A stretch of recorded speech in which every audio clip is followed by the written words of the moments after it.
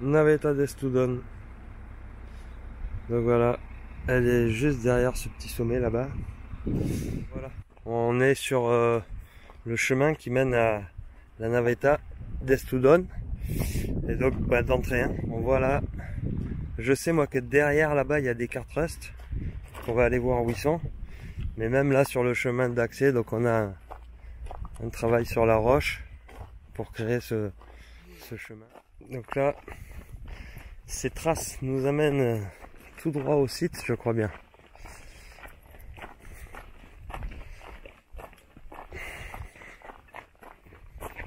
Et là, on voit bien encore.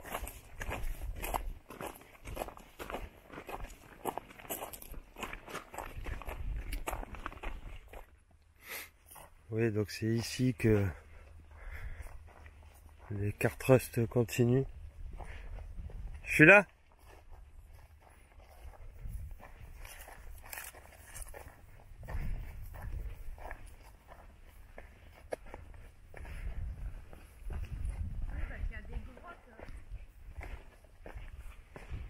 Donc ouais, là c'est...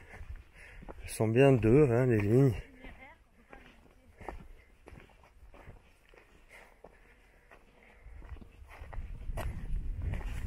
Bon, elles sont moins propres, hein, plus érodées, moins creusées. On voit qu'elles sont pas nettoyées non plus, hein. Il y a de la terre hein, là au milieu. Donc elles sont pas vraiment nettoyées. Mais il y a bien des sillons là. Bah là on en voit d'autres qui arrivent en fait.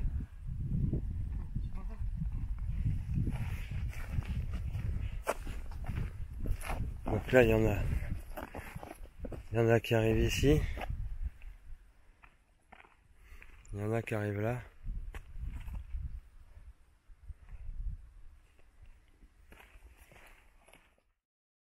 Donc là voilà.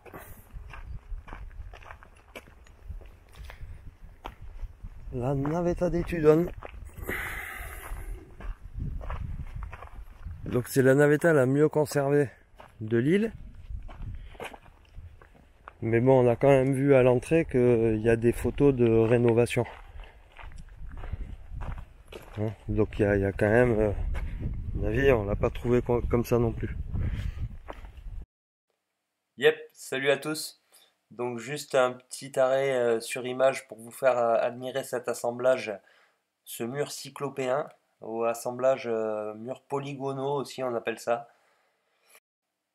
J'aurais pu faire d'autres poses comme ça au cours de la vidéo, mais je vais pas assurer plus que ça et je vous laisserai faire des poses vous au moment que vous aurez choisi. Et donc on y a trouvé les restes de 100 individus.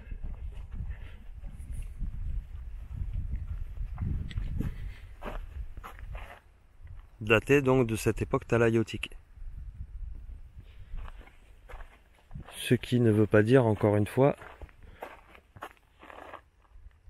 que ce sont ces gens qui ont bâti ces structures. Ils ont pu les réutiliser et y enterrer leurs morts pour justement peut-être avoir un accès directement avec les dieux qui auraient construit, ou enfin les créateurs, les bâtisseurs de ces structures. Hein, on a souvent vu des enfin, j'allais dire, en fait je pensais au crâne allongé ou les choses comme ça. Il y a des cultures qui ont repris qui ont eu des méthodes pour s'aplatir le crâne et ressembler peut-être à des êtres plus anciens qui avaient eux cette forme naturelle de crâne allongé.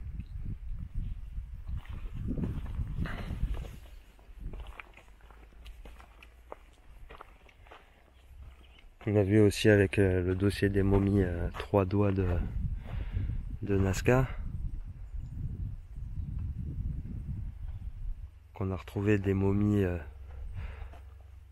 amputées de 2 doigts pour qu'il n'en reste que 3.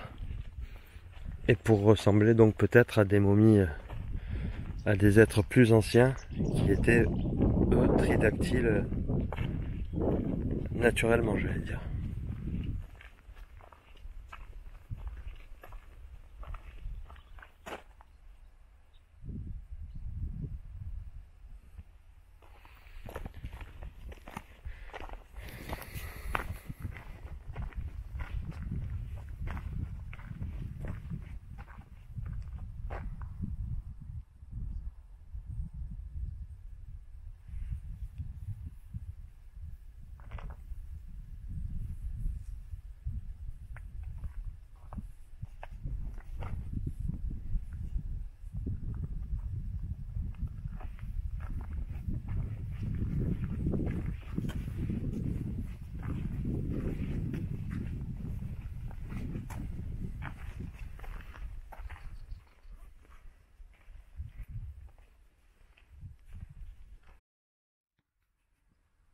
Donc on peut pas rentrer, hein, l'accès est bloqué.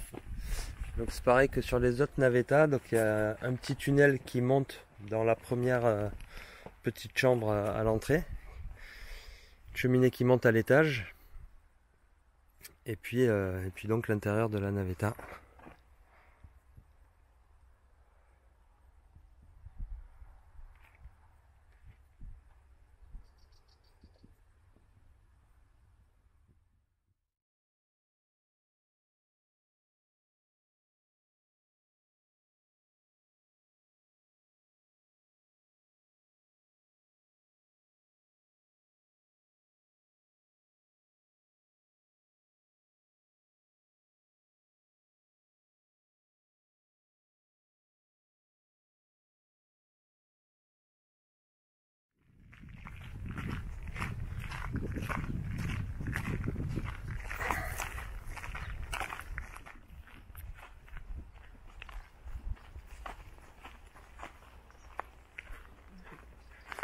Donc là en fait j'ai compris pourquoi il l'appelait pas navetta mais navettes. C'est parce qu'en fait il y en a deux. Donc il y en a une première ici. Et il y en a une autre là-bas derrière. Donc celle-là on va l'appeler la navetta du Nord. Voilà, là c'est comme ça que je l'avais appelé, la navetta du Nord. Donc ouais, c'est encore très impressionnant. Donc les pierres énormes, les entrées petites.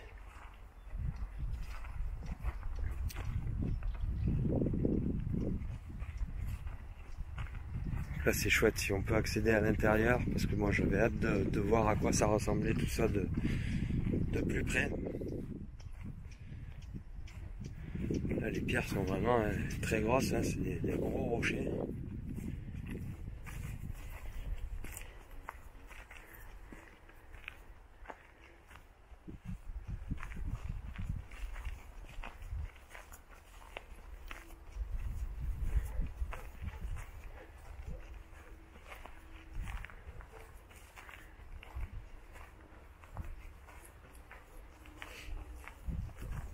Toujours des gros oliviers là, centenaires, magnifiques.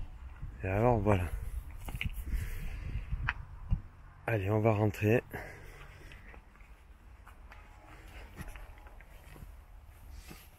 Donc il y a une première petite porte d'entrée. Donc en gros, voilà. Donc c'est ça, hein, 60 cm de haut, 50 cm de large. Là ici, il y avait une cheminée qui montait, un petit accès qui montait à l'étage de la navetta. Et là donc l'intérieur de la navetta. Attendez, oh putain, je suis mal pris, hop là, voilà. Là à l'intérieur, on s'y tient debout, hein, il y a 2 mètres. Les dalles du plafond servent à accueillir l'étage. La dalle percée. Très grosse pierre.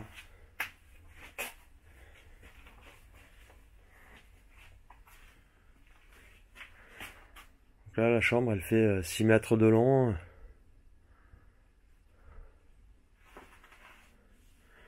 Deux mètres de plafond, ouais.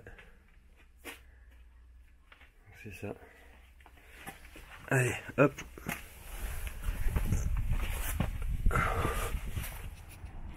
Allez, la navetta sud de Raphaël Ruby.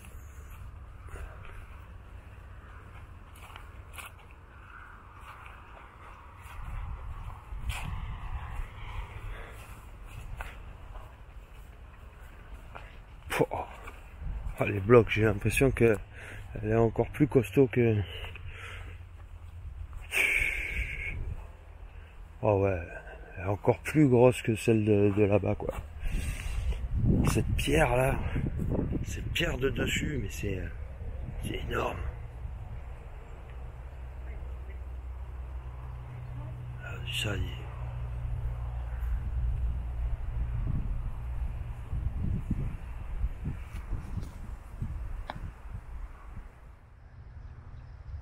Voilà la taille des pierres un petit peu.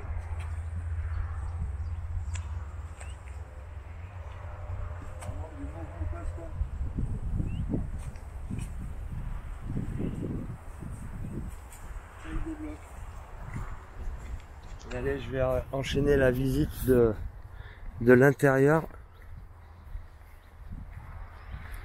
Ah, c'est vraiment super qu'on puisse y rentrer quand même. Se rendre compte. Alors toujours ici pareil. Première antichambre avec l'accès à l'étage. Bon, l'accès à l'étage, il n'y a pas d'escalier ni rien. C'est juste un puits qui mène à l'étage. Et puis là, l'intérieur de la navetta, un peu différent de l'autre. Je sais pas si vous voyez bien. J'ai même pas mon téléphone sur moi pour faire la lampe. Mais en fait, au fond, ici, il y a une sorte de zone aménagée avec...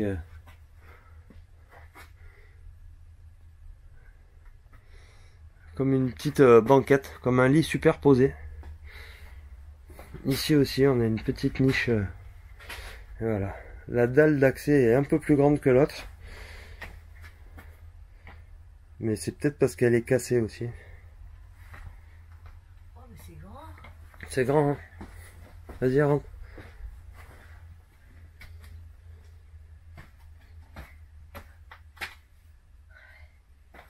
Voilà.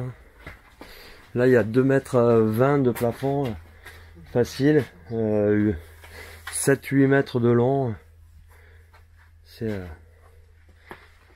Tu peux m'éclairer là, le fond, voir ce que ça donne. Ah ouais, c'est mieux quand même. Donc là, voilà, ouais. Pardon. Donc là, ils ont aménagé ça, là. Sorte de fond avec un étage. Là, on voit les dalles au plafond énormes. Hein.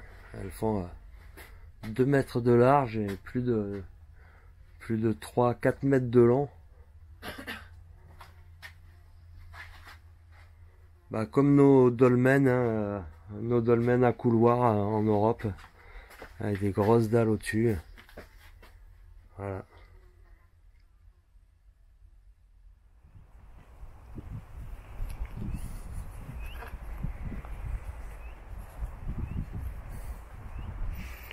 Là, on va faire le tour hein, en dimension extérieure là.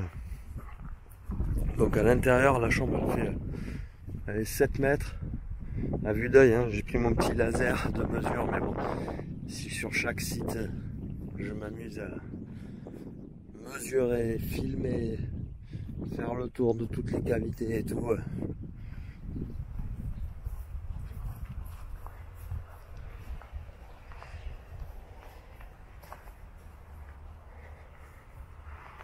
Énorme.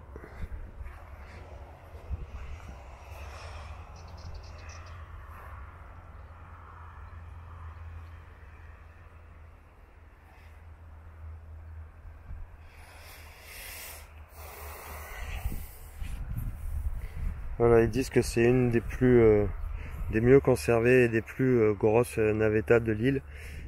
Ouais, donc j'avais entendu ça aussi sur les rites d'inhumation, et à quoi aurait pu servir aussi ça aurait peut-être été carrément même une sorte de cimetière entier en fait. Parce que les gens, quand ils mouraient, étaient enterrés au rez-de-chaussée. Après, ils étaient emmenés en haut, où le corps, avec la ventilation du bâtiment, séchait. Et puis une fois qu'il y avait eu, une fois qu'il ne restait plus que le squelette, alors les os étaient redescendus en bas et placés dans les